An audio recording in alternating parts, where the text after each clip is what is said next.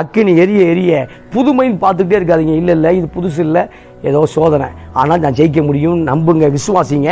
விசுவாசிக்கும் போது ஆமாம் பேதுரு சொல்கிறாரு, அவருடைய பாடுகளுக்கு நீங்கள் பங்காளி ஆகிருக்கிறீங்க, அவருடைய பாடுகளுக்கு நீங்கள் கசினாக இருக்கீங்க, கவலைப்படாதீங்க, தைரியமாக இருங்க, நீங்கள் மேற்கொண்டு ஜெயிக்க முடியும் என்று கர்த்தர் சொல்கிறார். எனவே இந்த நாளில் தண்ணீரை கடக்கும்போது நீங்கள் மூழ்கி போவதில்லை, ஆறுகளை கடக்கும்போது அவை உங்கள் மேல் புரளுவதில்லை, அக்கினி நடக்கும்போது வேகாதிருப்பாய், அக்கினி ஜுவாலை உன் பேரில் பற்றாது என்று ஆண்டவர் வாக்குத்தத்தம் பண்ணியிருக்கிறார். எனவே நீங்கள் பிரச்சனையை மடிந்து போவதில்லை, நீங்கள் வெளியே வருவீர்கள் என்று கர்த்தர் சொல்கிறார். நிறைய விஷயம் விரும்புகிறேன். தீயையும் தண்ணீரையும் கடந்து வந்தோம், ஆனாலும் செழிப்பான இடத்துல எங்களை கொண்டு வந்து விட்டு, ஆமாம் கொண்டு வந்துட்டார்ல, அவர் தான் ஆரம்பித்தார், விட்டுருவார்.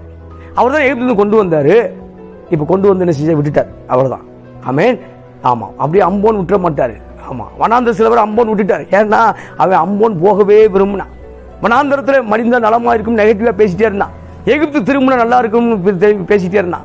அப்போ மோசையை தவிர இன்னொரு தலைவனை ஏற்படுத்தி நம்ம எகிப்து திரும்பலாம்னு எப்போ பார்த்தாலும் ஒரு ஆலோசனை பண்ணிக்கொண்டே இருந்தான். அதை நம்ம அப்போஸ்தலர்ல வாசிக்கிறோம். அப்போ இன்னும் வேறொரு தலைவனை ஏற்படுத்துவோம் என்று பிளான் பண்ணிக்கிட்டே இருந்தான். எனவே அம்போன் கர்த்தரை விடலாம்னு நினைச்சான். அப்போ பிரச்சனை வரும்பொழுது கர்த்தர் அவன் அம்போன் விட்டுட்டார், அவ்வளோதான்.